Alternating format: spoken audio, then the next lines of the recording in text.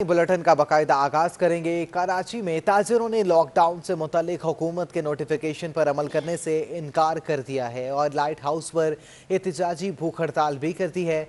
Light house पर कायम ताजिर action committee के तहत कायम किए गए एहतजाजी भूख हड़ताली कैंप में ताजिर एक्शन कमेटी के मरकजी रहनुमा शर्जील गोपलानी, जमील पराचा इस्माइल और अब्दुल रहमान समेत कराची के तमाम ताजिर तंजीमों के नुमाइंदों और शादी हॉल और रेस्टोरेंट्स एसोसिएशन का नुमाइंदों ने शिरकत की है। ताजिरों का कहना था कि हुकूमत की जानिब से कराची और हैदराबाद के तजारती मराकज़ और मार्केटों को रात 8 बजे तक बंद करने और दीगर अजला के लिए 10 बजे तक कारोबार करने की इजाज़त देने और सूबे के 2 बड़े शहरों में हफ्ते में 2 दिन कारोबार की बंदिश और दीगर अजला में 1 दिन की बंदिश के अहकामात को मुस्तरद कर दिया।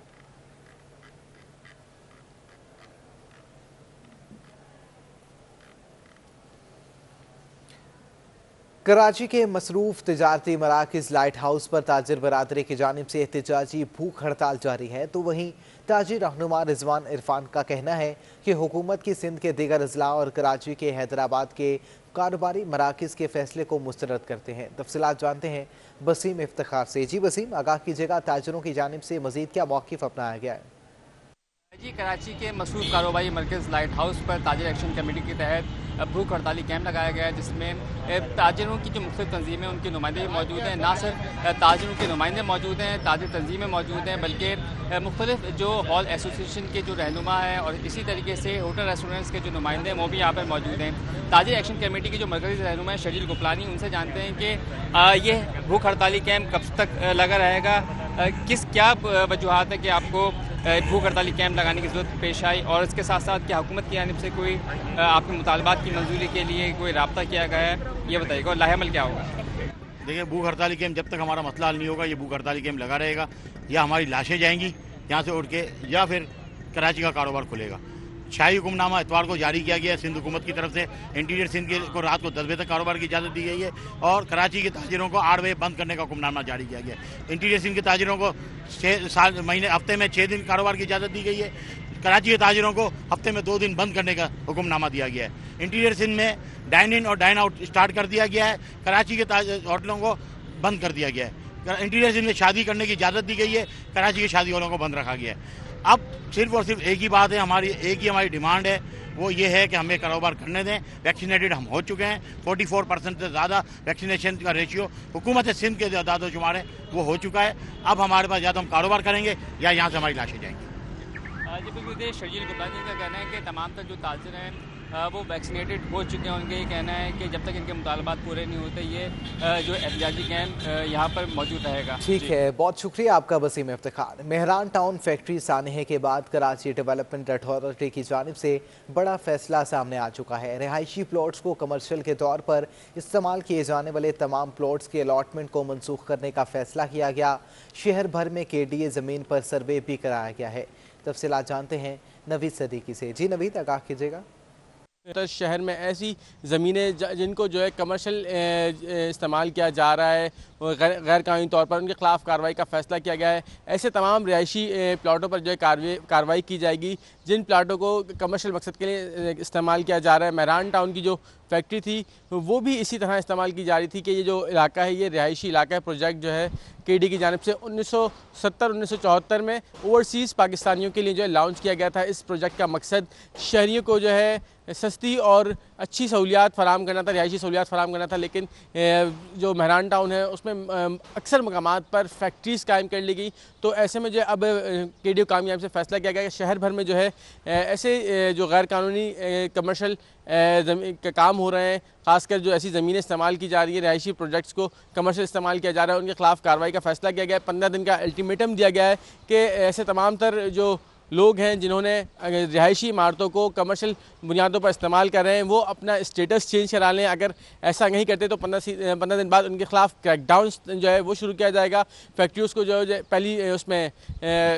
पहले मरहले में सील किया जाएगा, उसके बाद उनकी अलॉटमेंट भी जो है मनसूख की जाएगी। हुक्काम का ये भी कहना है कि जो कार्रवाई का आगाज़ है वो मेहरान टाउन से किया जाएगा, जिसको जो है शहर के तमाम तर हिस्सों में फैलाया जाएगा और तमाम तर जो KD की ज़मीन है उसके सर्वे भी किए जाएंगे और इस तमाम तर मरहले को जो है मरहलेवार पूरे शहर में मुकम्मल किया जाए। बहुत शुक्रिया आपका नवीद सदीकी।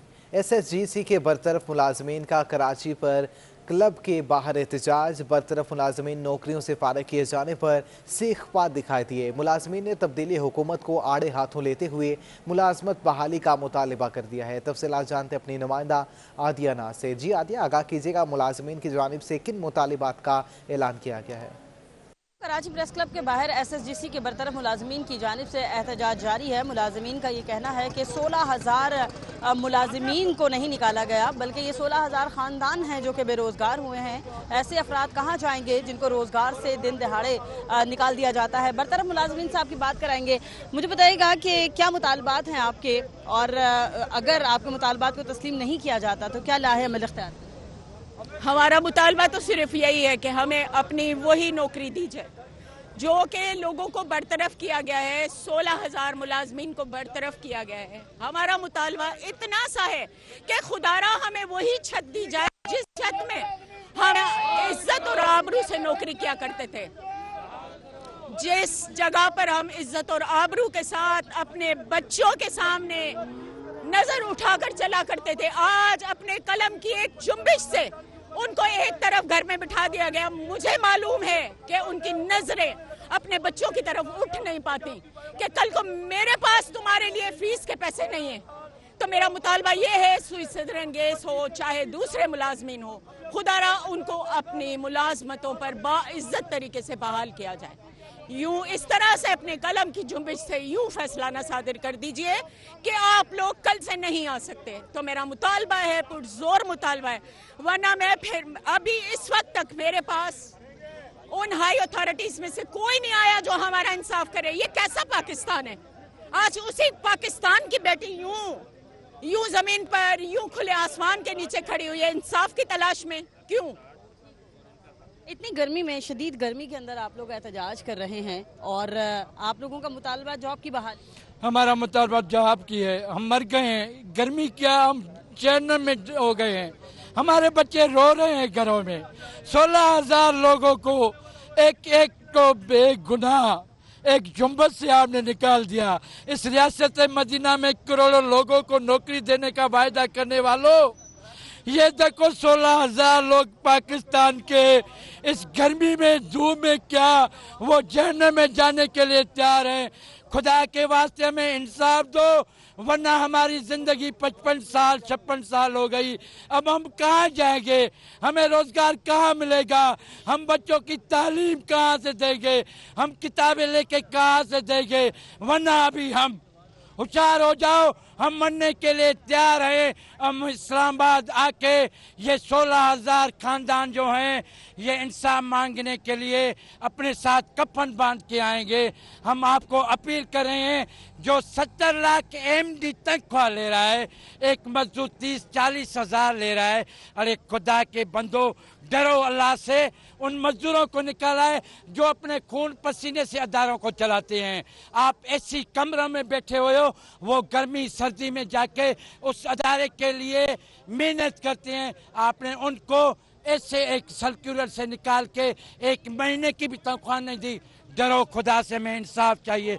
और मैं इलेक्ट्रॉनिक मीडिया को अपील करूंगा कि खुदा के वास्ते ये बहुत बड़ा इशू है, इसको उठाया जाए। आप लोगों की बड़ी मेहरबानी होगी। बिल्कुल, आपने देखा ये मुलाजमीन अपने हकूक़ के लिए यहाँ कराची प्रेस क्लब के बाहर एहतजाज कर रहे हैं, और इनका मुतालबा है, हुकूमत वक्त से मुतालबा है। इनका ये कहना है कि तब्दीली सरकार की जानिब से दावे किए गए थे कि हम नौकरियाँ फराहम करेंगे, लेकिन फ़ैसले जो हैं वो उसके बरक्स देखने को मिल रहे हैं। आज 16,000 मुलाजमीन को बरतरफ किया गया है। इनका ये कहना है कि अहले खाना हैं हम, हमारे अहले खाना कहाँ जाएंगे, हम अपने बच्चों की फ़ीसें कहाँ से भरेंगे। ये एक बड़ा मसला है जिसके हल के लिए ये मुलाजमीन आज एहतजाज कर रहे हैं। एहतजाज किया जा रहा है। बहुत शुक्रिया आपका आतियाना। सिंध हाई कोर्ट ने कमिश्नर कराची को दूध की नई कीमत के तयन के लिए 1 माह की मोहलत दे दी है। दूध की नई कीमत से मुतल्लिक कमिश्नर कराची ने अदालत को यकीन दहानी कराई है कि अदालत ने गिरां फरोशी और गैर मेयारी दूध के खिलाफ फूड अथॉरिटी को फौरी कार्रवाई का हुक्म दे दिया। दूध की कीमतों से मुतल्लिक दरख्वास्त की समाअत जारी और दूध की कीमतों से मुतल्लिक कमिश्नर कराची को 21 सितंबर तक रिपोर्ट पेश करने की हिदायत कर दी गई है।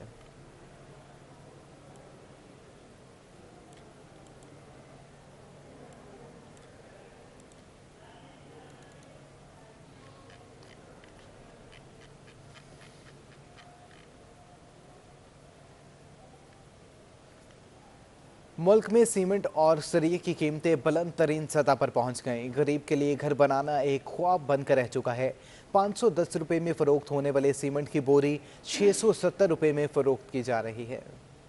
गरीब की जानिब से अब सर छुपाने के लिए घर बनाना ख्वाब बन गया। सीमेंट और सरिये की कीमतों में ऐसा होशरुबा इजाफा हुआ कि अब गरीब अपने पक्के घर बनाने की ख्वाहिश ही कर सकते हैं। इस वक्त मुल्क में सीमेंट और स्टील की कीमतें तारीख की बुलंद तरीन सतह पर पहुंच गई हैं। 510 रुपए में फरोख्त होने वाली सीमेंट की बोरी 670 रुपए पर पहुंच गई है। 1,12,000 रुपए फी टन फरोख्त होने वाला सरिया अब 1,70,000 फी टन की बुलंद तरीन कीमत पर फरोख्त हो रहा है। कोरोना के दौरान तामीराती शोबे के लिए वजीर आजम ने बड़े ऐलान किए, मगर मटेरियल महंगा होने से वो मुतासिर होते नजर आ रहे हैं। वजीर आजम इमरान खान ने गरीब का अपने घर का ख्वाब पूरा करने के लिए नया पाकिस्तान हाउसिंग प्लान का ऐलान किया। मुल्क भर में ऐसे मंसूबे के तहत सस्ते घरों की तामीर के लिए 30 अरब रुपए की रकम मुख्तस की गई। वजीर आजम ने मुल्क में रोजगार के मौके पैदा करने और सरमायाकारी बढ़ाने के लिए तामीराती शोबे को एमनेस्टी स्कीम भी दी। इस स्कीम में मुल्क भर से 1000 नए तामीराती मंसूबे रजिस्टर्ड हुए, जिन पर 1000 अरब रुपए तक की सरमायाकारी होगी। हुकूमत ने बजट में कराची की तरक्की और छोटे बड़े डैमों की तामीर समेत मुख्तलिफ तरक्याती मंसूबों के लिए गुज़िश्ता साल की निस्बत 40% जायद फंड्स रखे, मगर सरिया और सीमेंट महंगा होने से इन तमाम मंसूबों पर मनफी असरात मरतब हो रहे हैं। माहिरीन का कहना है कि तामीराती खाम माल महंगा होने से तलब कम हो रही है। निजी शोबे के मंसूबे मुतासर हो रहे हैं, जिससे रोजगार पर भी असर पड़ा है। पिछले 10 महीने में ये कीमतें तकरीबन 1,09,000 रुपए या 7,000 रुपए में जो फी टन सरिया मिलता था, आज इसकी कीमतें जो है 1,69,000 रुपए फी टन कर दी गई हैं। मतलब तकरीबन जो है 65 से 70% जो है वो इजाफा कर दिया गया है स्टील की कीमतों में। इसी तरह से सीमेंट की जो कीमतें भी जो है उसमें भी तकरीबन 250 रुपए जो है फी बोरी जो है वो इजाफा कर दिया गया है। माहिरीन ने सीमेंट कार्टेल को लगाम देने के लिए मुसाबकती कमीशन की तहकीकात की जरूरत पर जोर दिया है। इस वक्त सरिये और सीमेंट की जो कीमतें बढ़ गई हैं उससे पूरी इंडस्ट्री को जो है ये नुकसान पहुंच रहा है। साथ साथ आपकी जो है नया पाकिस्तान हाउसिंग स्कीम जो है उसको भी उसको भी नुकसान पहुंचाने की कोशिश की जा रही है। ऐसा लग रहा है कि जैसे इसके पीछे ये जो तमाम कीमतें बढ़ाई जा रही है, किसी साजिश के तहत जो है ये कीमतों में इजाफा किया जा रहा है, ताकि लोग जो है कंस्ट्रक्शन एक्टिविटीज जो हो रही हैं उसमें जो है वो एक्टिविटीज अपनी जो है कंटिन्यू ना कर सके।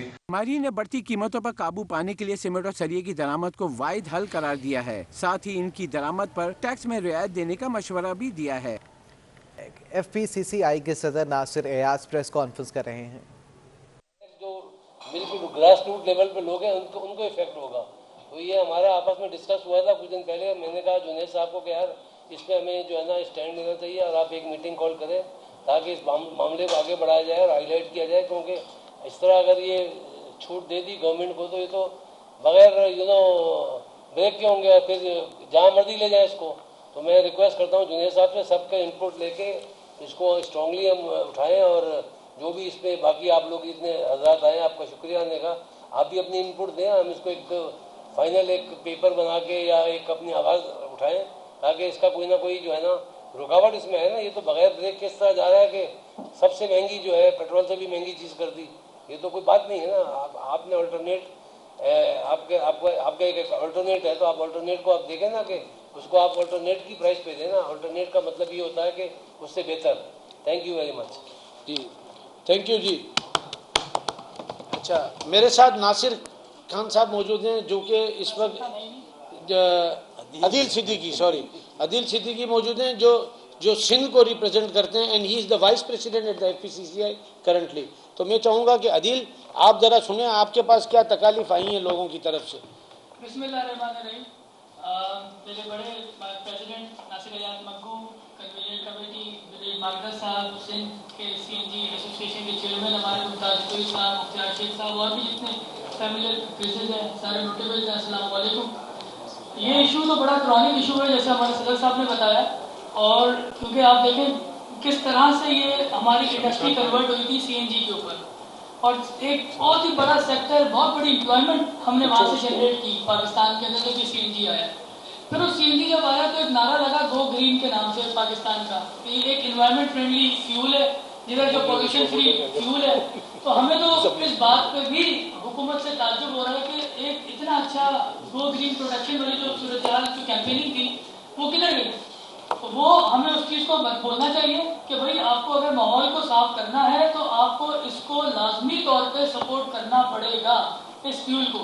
फिर दूसरा, क्योंकि फ्यूल बहुत महंगा हो गया है और जहाँ पे क्रूड ऑयल के प्राइसेस कम हो रहे हैं तो वहाँ पे आप LNG के प्राइसेस बढ़ा रहे हो, तो ये भी एक तरीके से कुछ सवालिया निशान है हुकूमत की अपने कारकर्दगी के ऊपर कि वो क्या चाह रही है और क्या करना चाह रही है। यहाँ पे रिसेंटली हमारे पास स्पेशल एडवाइजर काफी शौहर साहब आए हुए थे, तो वो भी ये बात कह के गए थे कि भाई हम इसको चाहते हैं कि आप लोग इंपोर्ट करो, हम क्यों किसी एक के ऊपर या दो के ऊपर लाइसेंस का मामला रखें। तो जुनैद भाई, मैं आपको ये बोलूँ कि आप इसके ऊपर आप परस्यू करो और अपनी इंपोर्ट करें, ताकि ये हुकूमत से जो उनसे हम एक पैकेज डील कर लें कि भाई हमसे 10%, 15% या 15% जो भी रिवाइज लेनी है आपको हमसे ले लें, और उसके बाद फिर ये हमें दे दी जाए और हमारी वहाँ पे हम इन करें उनके जो टर्मिनल्स हैं और अपनी अपनी स्टेशन पे आउट करें। जितनी हम मंगवा रहे हैं उतनी हम ले लें, उसकी बिलिंग चार्जेस जो है वो हमसे ले लें, ताकि इंडिपेंडेंसी हो हमारी, रेट कंपैरिजन हमारा अच्छा हो। ये सारी चीज़ें हमें करनी चाहिए अगर एम्प्लॉयमेंट को बचाना है। तीसरी बात ये कि एक चीज़ हम सोचते हुए हैं कि जब तक आप सुनते हुए हैं, जब तक आप रोगे नहीं तब तक माँ दूध भी नहीं पिलाती। तो मैं आप रोला डालें, मेहरबानी करके खामोश ना बैठे। जुनैद भाई बहुत वोकल है माशाल्लाह। FPCCI के सदर नासिर रियाज इस वक्त प्रेस कॉन्फ्रेंस कर रहे थे। गार्डन हेडक्वार्टर में counter terrorism department anti terrorism financing unit का बाकायदा इफ्तिताह कर दिया गया। इवेंट UN और यूरोपीय यूनियन की मदद से जदीद तर्ज पर बनाया गया है। DIG CTD कहते हैं कि यूनिट से केसेस पर तफ्तीश में बेहतरी आएगी थी, और ये जो नया हमने एंटी टेरर फाइनेंसिंग यूनिट बनाया है उसकी फॉर्मल इनॉग्रेशन आज थी। ये एक आइडिया है, विजन है कि ये जो भी टेरर फाइनेंसिंग का काम करें उसको उसकी स्केल बढ़ाई जाए, उसको ज़्यादा जदीदी तरीके से किया जाए, और इसमें सिंध गवर्नमेंट और UNODC और EU की मदद से हमने ये यूनिट इस्टेब्लिश किया है। और इसमें उम्मीद यही है कि अब जो टेरर फाइनेंसिंग के केसेस हैं उसको एक ज़्यादा जिसे कहते हैं जदीदी नज़र से, जदीदी इन्वेस्टिगेशन टेक्निक्स को इस्तेमाल करते हुए उनकी पैरवी की जाएगी। खबरें अपनी जानी इसी के साथ न्यूज़ स्टूडियो से अब तक के लिए इतना ही।